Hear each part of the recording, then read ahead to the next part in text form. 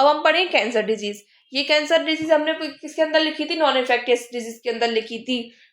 तो मैं इसको कैंसर के बारे में भी अच्छे से नॉलेज होना, इसके अच्छे क्वेश्चन बनते हैं मलेरिया के जैसे ही, और एनसीईआरटी में भी अलग से मेंशन है। तो हम यहाँ पे पढ़ेंगे कैंसर। तो हम सबसे पहले पढ़ेंगे कैंसर की स्टडी किसमें की जाती है, उसको क्या कहते हैं, उसको बोलते हैं ऑन्कोलॉजी बोलते हैं। और किस जीन से होती है, ऑन्कोजीन होती है। एक्चुअल में कैंसर क्या होता है, कैंसर का वर्ड किससे लिया, क्या जो वर्ड है किससे लिया है, एक क्रैब होता है, आपने सभी ने देखा भी होगा, पढ़ा भी होगा, क्रैब केकड़ा होता है। तो उसी फॉर्म में कैंसर क्या होता है, अपना काम कर जकड़ लेता है। क्रैब से ही इसका क्या ले रखा है, कैंसर का वर्ड ले रखा है। तो क्या होता है कैंसर में, अनकंट्रोल्ड को ग्रोथ होती है, मतलब अनकंट्रोल्ड सेल डिवीजन होती है, इरेगुलर का सेल डिवीजन होता है, इरेगुलर सेल डिवीजन होता है, यहाँ पे लिख सकते हैं इरेगुलर सेल डिवीजन होती है कैंसर के अंदर। कोई इसका कंट्रोल नहीं रहता, कुछ भी नहीं रहता, इरेगुलर सेल का डिवीजन होना, मल्टीपल सेल डिवीजन हो। तो एक तरीके से बॉडी में क्या होता है, कैंसर, ये जिसको क्या बोलते हैं, कैंसर बोलते हैं।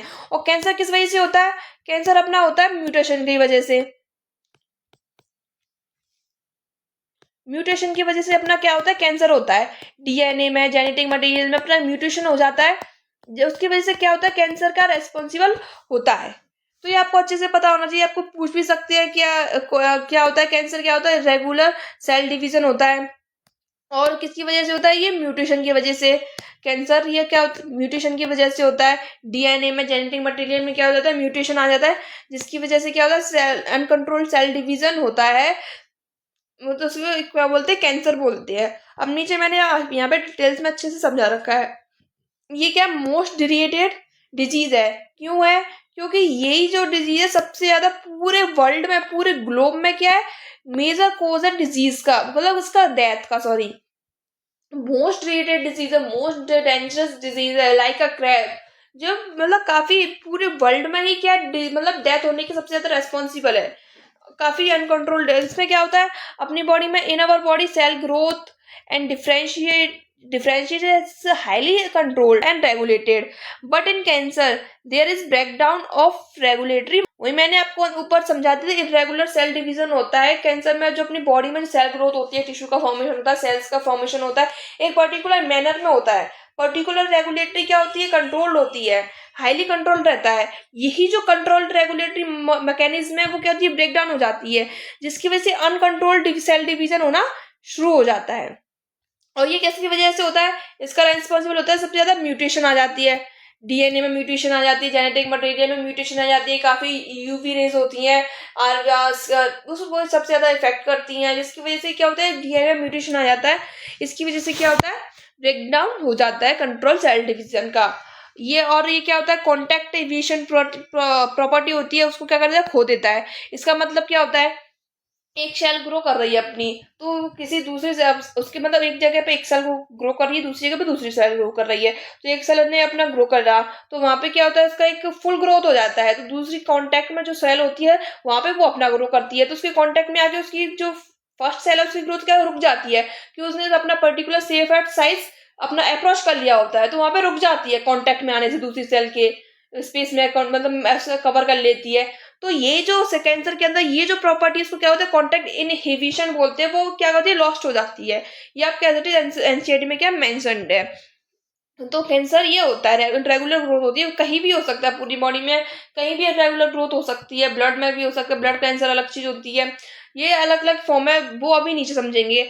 अब क्या होता है, cancer cell just continue to divide giving rise to a mass, इसको क्या कहते हैं, ट्यूमर्स कहते हैं। मतलब एक सेल अपना या ग्रोथ करती जाती है, ग्रोथ करती जाती है, ग्रोथ करती जाती है, एक जगह पे अपना अपने सेल का मास बढ़ जाता है, तो वहां पे क्या बन जाता है, ट्यूमर बन जाता है। तो ये ट्यूमर क्या होते हैं, दो तरीके होती है, वेनिंग और मैलिगेंट। वेनिंग जो ट्यूमर होती है, कैंसर का फॉर्म नहीं होता, पढ़ते तो हम कैंसर में ही है, पर ये पर्टिकुलर कैंसर का फॉर्म नहीं होता।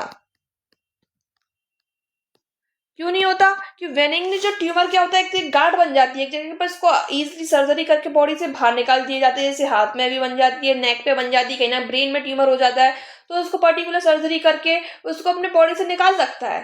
तो ये कैंसर का मतलब इतना कोई फॉर्म नहीं है, पढ़ते लेकिन हम कैंसर के ही अंदर है। तो ये क्या होता है, इसको क्या बोलते हैं, normally remain confined to their original location. ये अपनी एक ही जगह पे क्या ग्रो कर जाती है, सेल बहुत ज्यादा मास इकट्ठा हो जाता है, ये एक जगह से दूसरी जगह नहीं फैलता। इसमें मतलब ज्यादा डैमेज नहीं होता, कोई इतनी डेंजरस दिक्कत नहीं होती है, इजिली इसकी सर्जरी करके बॉडी से पास आउट कर देती है। तो ये मतलब प्रॉपर कैंसर का फॉर्म नहीं बोलेंगे, लेकिन पढ़ेंगे हम इसको कैंसर में ही। दूसरा टाइप क्या होता है उसका ट्यूमर का, मैलिगेंट। तो मैलिगेंट ट्यूमर क्या होता है, जो रैपिडली क्या करता है, ग्रो करता है, और जो क्या कहता है अपनी जो मतलब एक जगह ये ट्यूमर हो गया, मैलिगेंट ट्यूमर हो गया, तो अपने साइड वाली जो सेल्स हैं उनको भी डैमेज करेगा, और ब्लड के थ्रू अपनी पूरी बॉडी में फैलता जाता है। ये नहीं कि एक जैसे कि बेनिग्न जो ट्यूमर था वो क्या था, एक ही लोकेशन पे अपनी एक ही पोजीशन पे रहता था, वहीं पे एक्सेसिव मास का ग्रोथ हो जाता था, वहीं पे एक ट्यूमर बन जाता था। लेकिन जो मैलिगेंट में क्या होता है, बहुत ही जल्दी जल्दी सेल ग्रोथ करती हैं और आसपास की सारी जो सेल्स हैं उसको डैमेज कर देती है, टिश्यूज को डैमेज कर देती हैं, फिर ब्लड के थ्रू पूरी बॉडी में ही होता जाता है। जैसे अपने ब्रेन में कुछ ब्रेन में मैलिगेंट ट्यूमर हुआ तो ब्रेन से अपने पूरी ब्लड के थ्रू अपनी मतलब पूरी बॉडी में हो जाता है, ब्रेन से शुरू होगा पूरी बॉडी में फैल जाएगा। तो ये इस वजह से क्या होता है, काफी एक्सेसिव डैमेज होता है। और क्या होता है, cells lot from such tumour reach distant it through blood. तो ये अपनी मतलब क्या होता है, पूरी दूसरी बॉडी में मतलब एक जगह से दूसरी जगह में किससे फैलता है, अपनी ब्लड से फैलता है। जिस प्रोसेस को क्या कहते हैं, मेटास्टेटिस प्रोसेस कहते हैं। ये अच्छे से आपको क्या रखना है, ध्यान रखना है। ये क्या बहुत फियर्ड क्या होती है, प्रॉपर्टी होती है मेटास्टेटिस, क्योंकि जब ब्लड के थ्रू एक जगह से हुआ तो दूसरी जगह हाल पहुंच जाएगा। तो इसमें ये भी नहीं हो सकता कि कीमोथेरेपी, अपनी सर्जरी, कोई भी अपनी थेरेपी लगा के हम इसको कट आउट भी कर सकते हैं, बॉडी से भाग भी कर सकते हैं। तो अगर ब्रेन हुआ तो ब्लड के थ्रू कहीं भी पहुंच जाता है, हम कहाँ कहाँ से निकालेंगे, कहाँ कहाँ से सर्जरी करेंगे। तो इस वजह से क्या होता है, बहुत ही ज्यादा डेंजरस होता है, बहुत ही ज्यादा एक्सेसिव क्या होता है, इसमें डैमेज होता है। तो ये क्या होता है, एक ट्यूमर का क्या होता है, दूसरा फॉर्म होता है। एक्चुअल में कैंसर इसी को बोला जाता है, ट्यूमर और कैंसर एक्चुअल में किसको बोला जाता है, मैलिगेंट को ही काउंट किया जाता है, मैलिगेंट को ही माना जाता है। बेनिग्न को ट्यूमर नहीं माना जाता, कैंसर का फॉर्म नहीं माना जाता, लेकिन वो इसमें क्या होता है, ट्यूमर बन जाता है। तो इस वजह से हम इसमें क्या पढ़ते हैं। ये हो गया अपना, क्या हो गया, ट्यूमर के बारे में बात हो गई। और कैंसर क्या होता है, कैंसर का मतलब क्या होता है, इरेगुलर ग्रोथ होती है सेल की, कहीं भी हो सकती है, पूरी बॉडी में कहीं भी हो सकती है, और वहां पे मांस इकट्ठा होने लग जाता है तो वो ट्यूबर का फॉर्म ले लेती है। वो ट्यूबर भी अपनी दो तरीके की होती है, बेनिग्न होती है और मैलिगेंट होती है। तो बेनिग्न अपनी स्पेसिफिक लोकेशन पे होती है तो सर्जरी करके बाहर हो सकती है, लिट को बहुत कम डैमेज होता है। और मैलिगेंट में क्या होता है, एक जगह से दूसरी जगह के इसके थ्रू फैलती है, ब्लड के थ्रू फैलती है। तो इस स्टेज को क्या कहते हैं, मेटास्टेटिस स्टेट कहते हैं। और बहुत ही सीरियस कंडीशन, बहुत ही फियर्ड प्रॉपर्टी होती है, और इसका कोई क्योर भी नहीं हो सकता, कोई सर्जरी भी यूज नहीं किया जा सकती, कुछ भी नहीं किया जा सकता। तो इसमें क्या होता है, मास ऑफ प्रोलिफेरेटिंग सेल्स को क्या बोलते हैं, यहाँ पे नियोप्लास्टिक बोलते हैं, या फिर इसको एक्चुअल में ट्यूमर सेल इसी को ही बोला जाता है। बेनिग्न को हम ट्यूमर सेल या कैंसर नहीं बोलते हैं। तो ये अपने एनसाइड में बहुत अच्छे से क्लियर लिख रखा है ये वर्ड, न्यूरोप्लास्टिक या ट्यूमर सेल किसको बोलेंगे, मैलिगेंट बोलेंगे। अगर आपके क्वेश्चन आ गए आपके एग्जाम में तो हम मैलिगेंट राइट करके आएंगे। आई होप आपको ये क्लियर हो गया होगा। अब जैसे इसमें ह्यूमंस है, मतलब मेल्स है, मेल्स में सबसे ज्यादा हमको क्या देखने मिलता है, मेल्स में सबसे ज्यादा हमें लंग कैंसर देखने को मिलता है, लंग कैंसर देखने को मिलता है, प्रोस्टेट कैंसर भी देखने को मिलता है, प्रोस्टेट ग्लैंड होती है वहां पे कैंसर हो जाता है। तो ये किसके अंदर, मेल के अंदर देखने को मिलता है। फीमेल के अंदर क्या देखने को मिलता है, मोस्टली फीमेल के अंदर अपन को देखने को मिलता है कौन सा कैंसर, अपन ब्रेस्ट कैंसर। तो ब्रेस्ट कैंसर में क्या होता है, ब्रेस्ट कैंसर में क्या अगर सर्जरी करके ये पार्ट क्या कर देते हैं, बाहर कर देते हैं। तो ये बेनिग्न फॉर्म का ट्यूमर का उसमें क्या होता है, पार्ट होता है, फॉर्म होता है। तो ब्रेस्ट कैंसर का सर्जरी करके इजिली ठीक हो जाता है इंसान। और प्रेजेंट में सबसे ज्यादा कौन सा कैंसर मिल रहा है हमको, सबसे ज्यादा लीडिंग जो हो रहा है वो फैल रहा है, वो क्या कौन सा फैल रहा है, स्किन कैंसर फैल रहा है।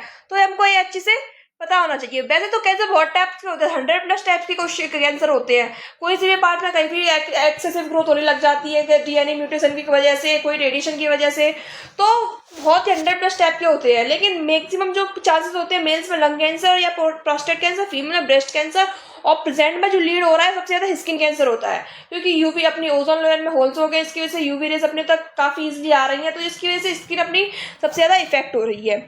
अब क्या बोलते हैं, जैसे कैंसर की हम स्टडी करते हैं उसको ऑन्कोलॉजी बोलते हैं, जो जीन्स होता है रेस्पॉन्सिबल कैंसर का उसको ऑन्कोजीन बोलते हैं। और जैसे ही इसी फॉर्म में जो कैंसर का क्या होता है, कॉजेज होते हैं जिस वजह से कैंसर फैलता है, उनको क्या बोलते हैं, कार्किनोजेंस बोलते हैं। ये अच्छे से टर्म याद होना चाहिए। कार्किनोजेंस किसकी वजह से कैंसर फैलता है?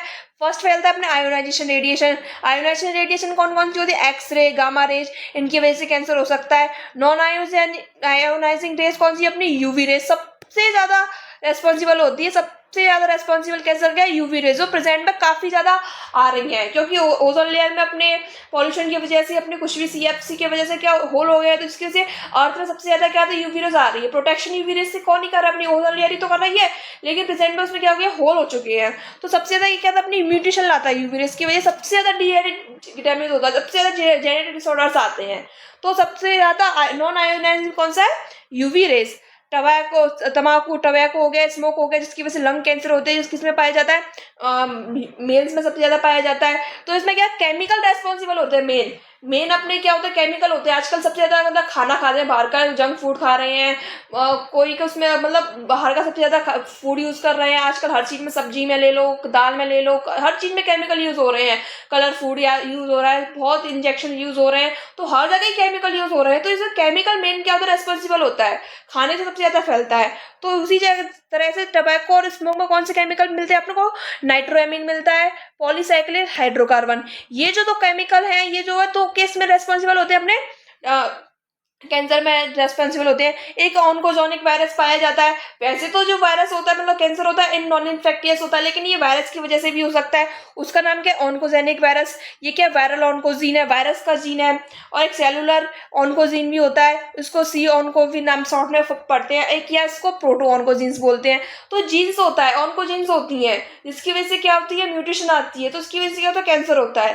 तो ये आपको अच्छे से पता होना चाहिए। नॉन स्टिक यूटेंसिल्स आजकल यूज हो रहे हैं, उसमें केमिकल बहुत सारा यूज हो रहा है, उसकी वजह से खाना बनता है, तो उसकी वजह से अपने क्या होता है? बॉडी में आ जाते हैं, तो उनकी वजह से कैंसर होने की मैक्सिमम चांसेस है। एक क्या कौन सा केमिकल रेस्पॉन्सिबल होता है अपना? PFOA। इसको फुल फॉर्म क्या?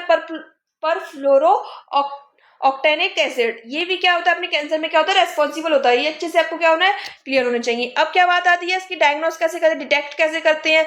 तो उसका सबसे फर्स्ट क्या होता है? अपना बायोप्सी। बायोप्सी में क्या होता है? अपने टिश्यू में, ब्लड का, बोन मैरो का क्या किया जाता है? टेस्ट किया जाता है। तो जो बायोप्सी में हिस्टोपैथोलॉजिकल स्टडी की जाती है। तो केवल आपको केवल नाम ही याद रखने, कौन कौन सी क्या डिटेक्शन की टेस्ट है कैंसर की? पहला बायोप्सी, इसमें क्या? कैंसर टिश्यू, ब्लड टिश्यू और बोन मैरो का टेस्ट किया जाता है।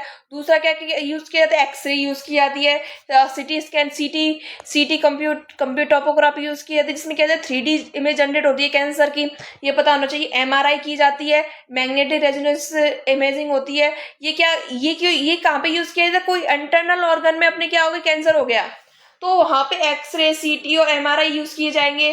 कोई ब्लड में कैंसर हो गया, टिश्यू में कैंसर हो गया, बोन मैरो में कैंसर, तो वहां पे बायोप्सी यूज की जाती है।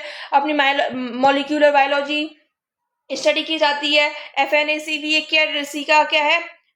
टेस्ट का है, fine needle aspiration cytology, full form याद होनी चाहिए। एक कौन सा यूज किया जाता है? PET स्कैन किया जाता है, पोजीशन एमिशन टोमोग्राफी।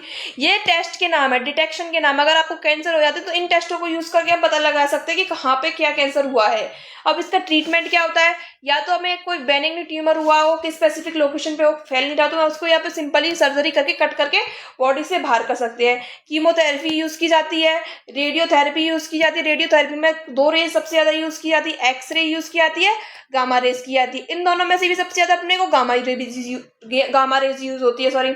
तो अब दूसरी क्या है? इम्यूनोथेरेपी भी यूज होती है, एंटीबॉडी थेरेपी भी यूज होती है। तो ये आपको नाम अच्छे से पता होना चाहिए। कोई इसमें कोई टिपिकल चीज नहीं है, कोई टिपिकल वर्ड नहीं है, इसलिए आप इसको पढ़ोगे तो आप एज इट इज आपको नाम याद हो जाएगा। अब इसमें क्या होता है? ट्रीटमेंट में क्या होता है? हमें कीमोथेरेपी यूज की किसी में, तो क्या होता है? जो पेशेंट है, तो मतलब एक्चुअल में जो क्या होता है? कैंसर हो गया, तो कैंसर में बहुत सारे कैरेक्टर्स होते हैं, जरूरी नहीं है कोई स्पेसिफिक कैरेक्टर हो। किसी ऑर्गन पर, स्पेसिफिक ऑर्गन में कैंसर हो गया, तो वहां पे कोई स्पेसिफिक उसी ऑर्गन से रिलेटेड कैरेक्टर शो कर जाते हैं। भूख कम लगना, वेट लॉस होना, हेयर लॉस होना, एनीमिया, जॉन्डिस, XYZ की, मतलब वो क्या होता है? डिपेंड करता है कि किस जगह पे कौन सा कैंसर हो रहा है। तो उसके पर्सनल हम किसी को क्या नहीं कह सकते कि इसका स्पेसिफिक ये कैरेक्टर है। लेकिन हेयर लॉस तो आपको मैक्सिमम दिख जाता है कैंसर में होता है, तो ये आपको पता होना चाहिए। तो इसमें क्या होता है? इम्यूनिटी अपनी बॉडी की क्या हो जाती है? वीक हो जाती है।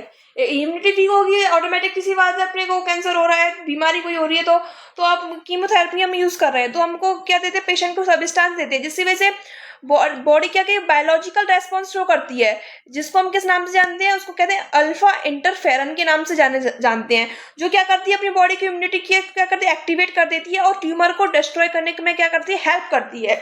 तो आपको यहाँ क्या याद करना है, आपने दे दिया कि मतलब कौन सा बायोलॉजिकल रेस्पॉन्स शो करती है, तो वहां पे क्या नाम आएगा, अल्फा इंटरफेरेंस शो करती है। अगर हम कैंसर का ट्रीटमेंट करते हैं, कोई सब्सटेंस देते हैं, कीमोथेरेपी यूज करते हैं, एक्सपोजर कोई भी मेडिसिन यूज करती है, तो अपने बायोलॉजिकल रेस्पॉन्स होता है अल्फा इंटरफेरेंस, जिससे क्या होता है अपनी बॉडी की इम्यूनिटी एक्टिवेट हो जाती है, और इम्यूनिटी एंटीबॉडी एक्टिवेट होगी तो ट्यूमर को क्या करती है, डिस्ट्रॉय करना शुरू कर देती है। तो इस बार ट्रीटमेंट में ये ऐसे हमारी ह्यूमन बॉडी वर्क करती है। एक स्मॉल फॉर्म है समझाने का, आपको यहाँ से क्वेश्चन बन सकता है इस वर्ड पे अल्फा इंटरफेरेंस में, इस वजह से मैंने यहाँ पे ये लिया है।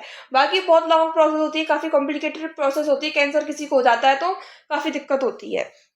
अब जैसे कोबाल्ट 60 है, कहाँ पे यूज किया जाता है, कोबाल्ट 60 किया जाता है अपने कोई नॉर्मल कैंसर हो गया तो उसमें कोबाल्ट 60 यूज किया जाता है। आयोडीन 131 कहाँ पे यूज किया जाता है, थायराइड में आयोडीन वर्क करता है, आपने पढ़ा भी होगा, अगर रेस्पिरेटरी सिस्टम में किसी ने पढ़ा है तो आपको पता भी होगा। थायराइड मतलब आयोडीन रेस्पॉन्सिबल होता है मैक्सिमम थायराइड से रिलेटेड, तो आयोडीन जो I31 है वो थायराइड कैंसर के लिए सबसे ज्यादा यूज किया जाता है।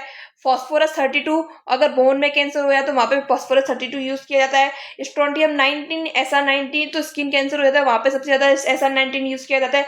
मैग्नीशियम 203 ब्रेन ट्यूमर में सबसे ज्यादा यूज किया जाता है। तो स्पेसिफिक ये क्या है, एक सब्सटेंस का नाम है, मेडिसिन कह लो, कुछ भी कह लो, तो ये स्पेसिफिक कैंसर के लिए यहाँ पे आपको याद होना चाहिए, आपके एग्जाम के पॉइंट ऑफ व्यू से काफी इंपॉर्टेंट है। ये आपके स्टेट लेवल पे ऐसे ही क्वेश्चन ज्यादा पूछे की जाते हैं। कोई, मैंने आपको पहले ही बता दिया, कोई कैंसर का कोई स्पेसिफिक कैरेक्टर नहीं है, कुछ भी हो सकता है, कोई वेट लॉस, एपिटाइटेड और कलर हेयर लॉस वगैरह एक्सरसाइज, लेकिन मैक्सिमम जो एंजाइटी में दो कैरेक्टर दे रखे हैं वो हेयरलेस और एनीमिया, जो कैंसर में क्या होते हैं, शो होते हैं। और कैंसर के क्या टाइप होते हैं, कैंसर के टाइप क्या होते हैं, बहुत मैंने पहले ही बता दिया, कैंसर का कोई 100+ टाइप हो सकते हैं, कोई नहीं है, कहीं कहीं किसी भी ऑर्गन में हो सकता है, कहीं भी स्किन कैंसर, कुछ भी हो सकता है, कोई सी भी बॉडी पार्ट ना कहीं भी हो सकता है, तो वो कैंसर होगा। रेगुलर कहीं पे भी ग्रोथ होगी वो कैंसर का फॉर्म हो जाता है। लेकिन हम कुछ पढ़ते हैं, पहला ल्यूकेमिया, ब्लड कैंसर होता है अपना, मायोमा, मायोमा यानी मसल्स में कैंसर हो गया। इसमें क्या नाम में देखो, ल्यूकेमिया आपने पहले भी पढ़ा होगा, लिकोरिया वगैरह, वो अपनी एसटीडी डिजीज थी। ल्यूकेमिया व्हाइट ब्लड सेल को क्या कहते हैं, ल्यूकोसाइट्स कहते हैं, तो ये व्हाइट ब्लड सेल से रिलेटेड होती है। तो व्हाइट ब्लड सेल क्या होता है, ब्लड से रिलेटेड होता है, इस वजह से इसको क्या ब्लड कैंसर बोलते हैं। मायोमिया मसल्स का, उसका थोड़ा वो होता है, बोलने में वे आ रहा है तो मसल कैंसर हो गया। लिम्फोमा, लिम्फ ग्लैंड्स में, लिम्फ ऑर्गन में कैंसर हो जाता है। तो इजी है, इसके नाम में क्या होता है, रिजेंबल कर रहा है, तो कोई अलग से याद करने में कोई दिक्कत नहीं आएगी। सार्कोमा क्या होता है, सार्कोमा क्या होता है, जो क्या होती है अपनी, आपको सभी को पता होगा कि अपनी जो बॉडी की ऑर्गन है, डिफरेंट डिफरेंट टाइप के ऑर्गन है, 3 अपनी लेयर से मिलकर बनी है, एपिडर्मल, मेसोडर्मल, एंडोडर्मल। सबको ही पता होगा, कोई मेसोडर्मल से मैक्सिमम ऑर्गन की क्या होती है, ओरिजिन होती है। तो सार्कोमा उसी लेयर में क्या हो जाता है, कैंसर हो जाता है। अपनी मेसोडर्मल लेयर में क्या हो जाता है, कैंसर हो जाता है, जिसकी वजह से जो भी ऑर्गन मेसोडर्मल से ओरिजिन होते हैं वहां पे भी कैंसर हो जाता है, जैसे कि बोन्स में हो गया, लिम्फ ग्लैंड्स में हो गया, मसल्स में हो गया, अपने में कनेक्टिव टिश्यूज में हो गया। तो ये कहाँ पे, मेन मेसोडर्मल पे टारगेट करता है। और कार्सिनोमा क्या होता है, वो अपनी एपिडर्मल में टिश्यू में क्या होता है, कैंसर हो जाता है, या फिर अपने ग्लैंड्स में कैंसर हो जाता है। तो इसको कार्सिनोमा कहते हैं, वो लंग्स को, स्किन को, ग्लैंड्स को इफेक्ट करते हैं। वैसे तो अपने को पता है कैंसर नॉन इन्फेक्टियस डिजीज होती है। वायरल हमने पढ़ा था कि वायरल जीन भी पाया जाता है, मैंने यहाँ पे बताया था, ऑन्कोजीन बताया था। ये क्या अपना वायरल ऑन्कोजीन है। तो उसी एक होता है, कौन सा, सर्वाइकल कैंसर पाना पढ़ते हैं हम, सर्वाइकल कैंसर आपने सुना भी होगा। तो ये एक तरीके का कैंसर है, लेकिन ये वायरस होता है, वायरल के थ्रू फैलता है। तो ये क्या होता है, एक एसटीडी डिजीज है सर्वाइकल कैंसर, सभी को पता है। तो किस वायरस से फैलता है, इसमें कौन सा रेस्पॉन्सिबल होता है, ह्यूमन पेपिलोमा वायरस रेस्पॉन्सिबल होता है। ये आपको अच्छे से क्लियर होना चाहिए, सर्वाइकल कैंसर। वैसे तो कैंसर हम नॉन इन्फेक्टिव डिजीज ही या नॉन इन्फेक्टियस के अंदर ही पड़ती है, एकदम कोई इन्फेक्शन नहीं होता, टच होने से नहीं फैलता बिल्कुल। लेकिन जो सर्वाइकल कैंसर होता है वो एक कैंसर का क्या होता है, टाइप होता है, उसमें ऑन्कोजीन, वायरल ऑन्कोजीन पाया जाता है। वो किस एचपीवी वायरस से फैलता है, और एक तरीके का एसटीडी डिजीज होता है। ये आपकी पूरी तरीके से आपको कैंसर की बहुत डिटेल में, बहुत अच्छे से मैंने आपको समझा दिया, मोस्ट इंपोर्टेंट है। और रिपीट पे आपको यहाँ से क्वेश्चन आते रहते हैं, तो आप एज इट इज आप इसको यहाँ से स्टॉप करके नोट्स बना सकते हैं। आपका कैंसर क्या हो गया, कंप्लीट हो गया। नेक्स्ट हम डिजीज बात करेंगे, वैक्सीन के बारे में बात करेंगे। वैक्सीन क्या होती है, ट्रीटमेंट होता है, किसी डिजीज को कंट्रोल करने के लिए वैक्सीन बनाई जाती है। जैसे स्मॉल पॉक्स की पूरी तरीके से वर्ल्ड में, इंडिया में पूरी तरीके से खत्म हो गया है, तो उसको क्यों हो गया कि उसकी हमने क्या कंट्रोल कर लिया, उसका एंटीबॉडी बना लिया, उसका वैक्सीन बना लिया है। तो सभी ह्यूमंस को, पूरी पॉपुलेशन को दे रखा है, तो इस वजह से वैक्सीन मतलब स्मॉल पॉक्स होने के द्वारा चांसेस नहीं है, क्योंकि हमारी बॉडी में उसका क्या एंटीबॉडी प्रेजेंट है, तो उसको क्या कहते हैं, वैक्सीन कहते हैं। तो वैक्सीन के बारे में काफी अच्छे क्वेश्चन पूछे जाते हैं आपके लास्ट एग्जाम से, काफी मतलब कौन सा वैक्सीन किस टाइप का, इस तरीके से क्वेश्चन पूछे जाते हैं, तो आपको ये पता होना चाहिए। तो इस वजह थोड़ी हम स्टडी किसकी करेंगे, वैक्सीन के बारे में करेंगे। तो इस वैक्सीन का वर्ड किसने दिया था, पहले ही बताना चाहिए, दिया था अपने लुईस पास्चर ने दिया था। और वैक्सीन की डिस्कवरी किसने की थी, एडवर्ड जीनर ने की थी। कब की थी, 1796 में की थी। तो एडवर्ड जीनर है, इसको फादर ऑफ इम्यूनोलॉजी के बारे में भी जाना जाता है। इम्यूनोलॉजी, इम्यून सिस्टम के बारे में मैंने बहुत अच्छे से, ब्लड, अगर आपने ब्लड टॉपिक पढ़ा हो 3 क्लासेस मैंने दे रखी है उसको, एंटीजन, एंटीबॉडी, इम्यूनिटी के बारे में बहुत अच्छे थोड़ा मैंने बता रखा है, वहाँ पे थोड़ा टॉपिक आया था, इस वजह से तो पता होगा पर जिसने क्लास ली होगी। तो फादर ऑफ इम्यूनोलॉजी बोला जाता है एडवर्ड जीनर को ही। और यही जो एडवर्ड जीनर है, यही पहले साइंटिस्ट है जिन्होंने किसकी वैक्सीन की, चिकन पॉक्स जो डिजीज है उसकी वैक्सीन, सॉरी उसकी वैक्सीन सबसे पहले किसने बनाई थी, एडवर्ड जीनर ने बनाई थी। ये आपको यहाँ से थोड़ा डेटाबेस है वो पता होना चाहिए। एक वैक्सीन क्या होती है, वैक्सीन क्या होती है यहाँ पे, it is a type of inactive pathogen या फिर antigen of pathogen which generate immunity against pathogen, या फिर हम इसको बोल सकते हैं डिजीज। वैक्सीन में क्या होता है, वैक्सीन में हम इनएक्टिव मतलब जैसे कोई डिजीज है उसका पैथोजन है, किसी डिजीज को, जैसे मान लो कोई मलेरिया प्लाज्मोडियम की वजह से हो रहा है, तो प्लाज्मोडियम का हम इनएक्टिव फॉर्म लेंगे, एक्टिव फॉर्म नहीं लेंगे, इनएक्टिव फॉर्म लेंगे, डेड लेंगे, किल्ड लेंगे, कुछ भी लेंगे, इनएक्टिव फॉर्म लेंगे। इनएक्टिव फॉर्म के थ्रू, वैक्सीन के थ्रू हम बॉडी में क्या कर देते हैं, इंजेक्ट कर देते हैं उस एंटीजन को। तो एंटीजन को हम इंजेक्ट करते तो अपनी बॉडी उस एंटीजन को पहचान के अपनी बॉडी क्या बना लेती है, एंटीबॉडी बना लेती है। और एंटीबॉडी मैंने आपको बताया था लास्ट लेक्चर्स में कि एंटीबॉडी अपनी मेमोरी बेस पे काम कर लेती है, तो हमेशा के लिए अपनी बॉडी में मेमोरी बन जाती है उसकी एक। तो क्या होता है, तो ये इनएक्टिव फॉर्म में क्या, इनएक्टिव पैथोजन अपनी बॉडी में इंजेक्ट कराया जाता है, किसका, वैक्सीन के फॉर्म, वैक्सीन के थ्रू इनएक्टिव पैथोजन या फिर एंटीजन ऑफ पैथोजन या फिर एंटी कुछ भी बोल सकते हैं। तो क्या बना लेती है, एंटीबॉडी बना लेती है उस पैथोजन के अगेंस्ट अपनी बॉडी में, तो हमेशा के लिए मेमोरी बन जाती है और आप कभी, हमें कभी फिर दोबारा वो डिजीज नहीं होती है। तो वैक्सीन में क्या होता है ये पता होना चाहिए, बस इनएक्टिव पैथोजन होता है या फिर एंटीजन ऑफ पैथोजन यूज किया जाता है इनएक्टिव फॉर्म में। इनएक्टिव फॉर्म हमें अच्छे से पता होना चाहिए। और वैक्सीन वर्ड हमने कहाँ से लिया था, ये वैक्सीन वर्ड एक लैटिन वर्ड है, किस वर्ड से लिया था, वैका से लिया था। इसका मतलब क्या होता है, का होता है, ये हमें नॉर्मल है पता होना चाहिए, तो ऐसे कोई क्वेश्चन आते नहीं, बट मैंने यहाँ पे मेंशन, पूरा कंटेंट देना होता है जिसे मेंशन कर रखा है। और वैक्सीन के टाइप्स कौन कौन से होते हैं, live vaccine, killed vaccine, toxoid vaccine, mechanical vaccine. आपने क्या पढ़ा था, पोलियो पढ़ा था, वायरल डिजीज पढ़ा था, उसमें 2 तरीके की वैक्सीन मैंने अच्छे से बताई थी, अच्छी ओपीवी और आईपीवी। ओरल वैक्सीन थी, क्या थी, इंजेक्ट वैक्सीन थी। तो वो उसी पे एक लाइव वैक्सीन, किल्ड वैक्सीन वहाँ पे अच्छे से पढ़ाए थे ना। तो वो वैक्सीन के क्या होते हैं, टाइप्स के अंदर पढ़ते हैं। अब इसमें यहाँ से क्या क्वेश्चन आते हैं कि लाइव वैक्सीन की कौन सा एग्जाम्पल है, कौन सा नहीं है। अब 3 आपको, एक दे दिया मिजल दे दिया, रुबेला दे दिया, एक इसमें से रेबीज दे दिया और एक ओपीवी दे दी, तो कौन सा आप सही करोगे, रेबीज। रेबीज में क्या हो कि रेबीज क्या होती है, किल्ड वैक्सीन होती है। तो मैंने यहाँ पे चार्ट थोड़ा मतलब ज्यादा डिटेल में नहीं पढ़ना, बस हमें नाम नाम याद करने हैं कि लाइव वैक्सीन के अंदर क्या होता है। मतलब किल्ड वैक्सीन में क्या होता है, पैथोजन को किल्ड फॉर्म में देते हैं, मतलब मरा हुआ देते हैं, और लाइव में वो थोड़ा लाइव होगा तो उसमें लाइव वैक्सीन होती है वो। तो लाइव वैक्सीन किस किस की होती है, मिजेल्स की होती है, रुबेला की होती है, ओपीवी की होती है, तो मैंने आपको पोलियो में भी बताया था, रोटा वायरस में भी होती है। तो यहाँ से आपको अच्छे से ये याद करना है, ये बहुत इंपॉर्टेंट है, आपके रिपीट में ये एग्जाम्स में आ रहा है, तो अच्छे से पता होना चाहिए। किल्ड वैक्सीन किस किस में यूज किए थे, टाइफॉइड में यूज किया जाती है, कॉलेरा में यूज की जाती है, रेबीज की होती है, आईपीवी इनएक्टिवेट, पोलियो वैक्सीन, और खांसी जो हो जाती है उसमें किल्ड वैक्सीन यूज की जाती है। टॉक्सॉइड वैक्सीन किस किस की है, टॉक्सॉइड डिप्टेरिया, टिटनेस और पर्टूसिस, उसकी भी क्या है, टॉक्सॉइड वैक्सीन है, क्योंकि 3 वैक्सीन एक टीपीटी मैंने पढ़ाया था, तो वो क्या है, टॉक्सॉइड वैक्सीन। मैकेनिकल वैक्सीन मैंने हेपेटाइटिस में भी बताया था, हेपेटाइटिस की जो वैक्सीन है वो क्या है, मैकेनिकल है। तो आपको ये चार्ट अच्छे से याद होना चाहिए, मोस्ट इंपोर्टेंट, आपके रिपीटेड यहाँ से क्वेश्चन आ भी रहे हैं और आएंगे, ठीक है। अब हम थोड़ा पढ़ेंगे, अगर हमने डिजीज के बारे में पढ़ा है, इम्यूनिटी के बारे में पढ़ा, तो हमने एंटीबॉडी और इम्यूनोग्लोबिन के बारे में भी, इसको प्रतिरक्षी भी बोलते हैं हिंदी में, इसके बारे में थोड़ी नॉलेज होना जरूरी है कि आप क्या पता यहाँ से भी क्वेश्चन दे दें। तो वैसे मैंने एंटीजन एंटीबॉडी को अपने बहुत अच्छे से मैंने डिटेल में समझा रखा है, केवल आप यहाँ पे नाम के बारे में थोड़ा पढ़ लो कि कौन कौन कितनी एंटीबॉडी पाई जाती है, किस किस टाइप की पाई जाती है, वो आप यहाँ पे पढ़ लो। एंटीबॉडी क्या होता है मैंने बहुत अच्छे से लास्ट लेक्चर्स में समझा दिया है, यहाँ पे समझाने का कोई फायदा नहीं है, इतने डिटेल में कोई नीड नहीं है आपको पढ़ने की। बस आपको नॉलेज होना चाहिए, क्योंकि आप ह्यूमन डिजीज पढ़ रहे हो। ह्यूमन डिजीज में सबसे ज्यादा काम क्या होता है, एंटीबॉडी का काम होता है अपनी बॉडी में, क्योंकि वो हमारी क्या करती है, सिक्योरिटी करती है, रक्षा करती है अपने फॉरेन पार्टिकल से एंटीबॉडी। बस ये आपको ध्यान रखना है कैसे क्या काम करती है, मैंने आपको समझा दिया है। 5 तरीके की एंटीबॉडी बताई थी मैंने आपको, ट्रिक बताई याद करने की। तो वही 5 एंटीबॉडी को हम यहाँ पे पढ़ेंगे कौन सी एंटीबॉडी क्या काम करती है।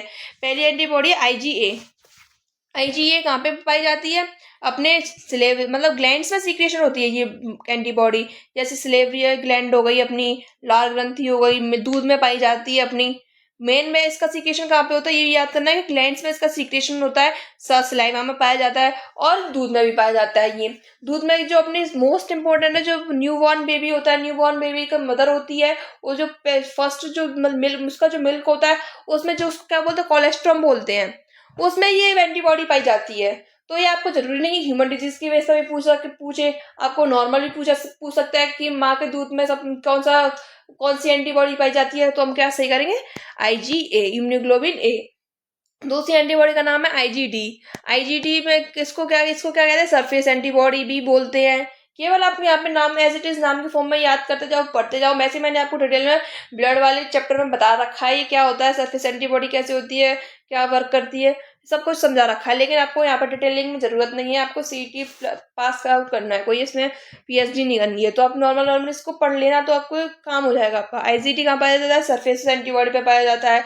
और it also found in the surface, किसकी सरफेस पे, स्पेसिफिक किसकी सरफेस पे पाया जाता है, बी लिम्फोसाइट की सरफेस पे पाया जाता है। नेक्स्ट एंटीबॉडी का नाम क्या है, IgE। ये एलर्जी होता है, एलर्जी मैंने आपको डिजीज पढ़ाई थी, इसके नॉन इन्फेक्टियस के अंदर आती है डिजीज एलर्जी। तो उसमें कौन सी एंटीबॉडी काम करती है, IgE।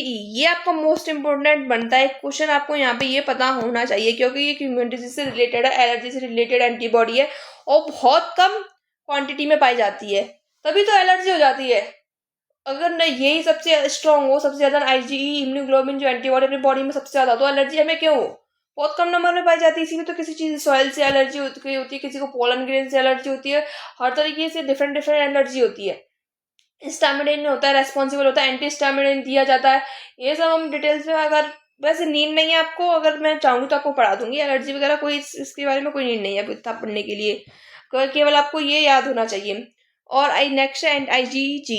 IgG क्या होता है, सबसे ज्यादा नंबर में पाया जाता है और सबसे छोटे साइज का होता है, सबसे हल्का होता है एंटीबॉडी सॉरी।